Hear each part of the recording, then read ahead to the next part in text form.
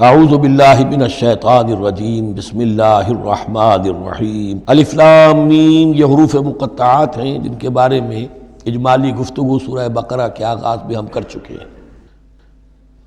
اللہ لا الہ الا هو الحی القیوم، یہ الفاظ آیت الکرسی کے آغاز میں سورہ بقرہ میں آ چکے ہیں۔ ایک بات نوٹ کر لیجئے کہ ایک حدیث میں آتا ہے کہ اللہ کا ایک اسم اعظم ہے کہ جس کے حوالے سے اگر کوئی چیز اللہ سے مانگی جائے تو وہ ضرور دیتا ہے، لیکن اس کو حضور نے بتایا نہیں کہ وہ اسم اعظم کون سا ہے۔ وہ الفاظ الحی القیوم جو مشترک ہیں، سورہ بقرہ میں آیت الکرسی میں آئے ہیں، آل عمران میں یہاں دوسری آیت میں موجود ہیں، اور سورہ طٰہٰ کے بھی شروع کے اندر موجود ہیں۔ نزل علیک الکتاب بالحق، اس نے نازل فرمائی ہے، اس اللہ نے جس کے سوا کوئی معبود نہیں، جو الحی ہے القیوم ہے۔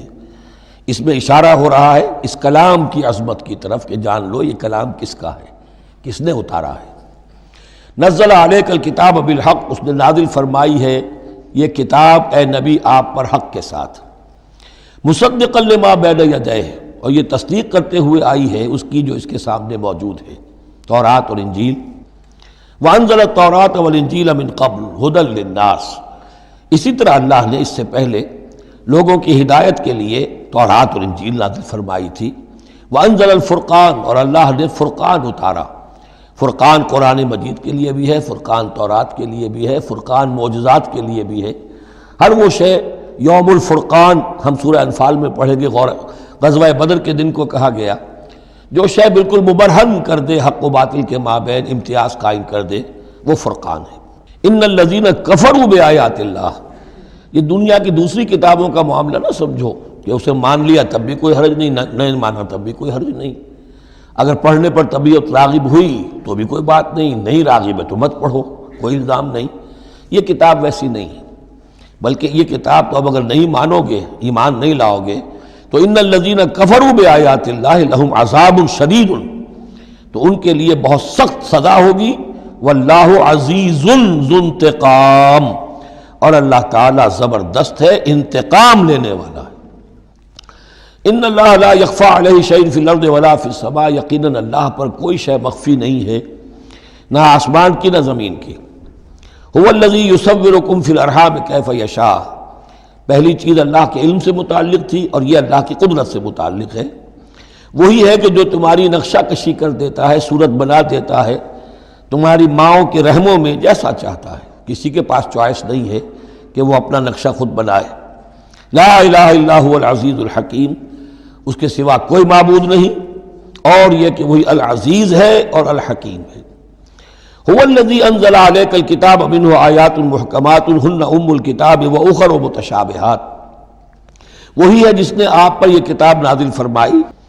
منہ آیات محکمات، اس میں کچھ آیات تو ہیں محکم، پختہ، حکم جیسا کہ میں نے بتایا، حکمت عقل کی پختگی، محکم آیت، پختہ آیت جس کا مفہوم بالکل واضح ہو، جس کو ادھر سے ادھر کرنے کی کوئی گنجائش نہ ہو۔ ہن ام الکتاب، اس کتاب کی جڑ اور اساس اور بنیاد وہی ہے۔ وَأُخَرُ متشابہات، اور کچھ متشابہ ہیں کہ جن کا حقیقی اور صحیح مفہوم معین کرنا بہت مشکل ہے، بلکہ عام حالات میں ناممکن ہے۔ فَأَمَّا الَّذِينَ فِي قُلُوبِهِمْ زَيْغٌ، تو وہ لوگ جن کے دلوں میں کجی ہوتی ہے۔ اب وہ یہ ہے کہ وہ کوئی خاص بات نہیں نکالنی ہے تاکہ اپنی ذہانت و فطانت کا جو ہے ڈنکا بجوایا جا سکے، تو وہ لوگ کہ جن کے دلوں میں کجی ہے وہ پیچھے لگتے ہیں ان کے کہ جو متشابہ ہیں ان میں سے، ابتغاء الفتنۃ، یا تو فتنہ اٹھانا چاہتے ہیں فتنے کی تلاش میں، وابتغاء تاویلہ، اور تلاش کرنے کے لیے کہ اس کی اصل حقیقت، اصل منشا، اصل مراد کیا ہے۔ وما یعلم تاویلہ الا اللہ، حالانکہ ان کا حقیقی مفہوم اللہ کے سوا کوئی نہیں جانتا۔ والراسخون فی العلم یقولون، اور جو لوگ علم میں راسخ ہیں، پختہ ہیں، جن کی جڑیں گہری ہو چکی ہیں علم میں، وہ کیا کہتے ہیں؟ یقولون آمنا بہ کل من عند ربنا، ہم ایمان لائے اس کتاب پر، قرآن پر، یہ کل کا کل ہمارے رب کی طرف سے ہے۔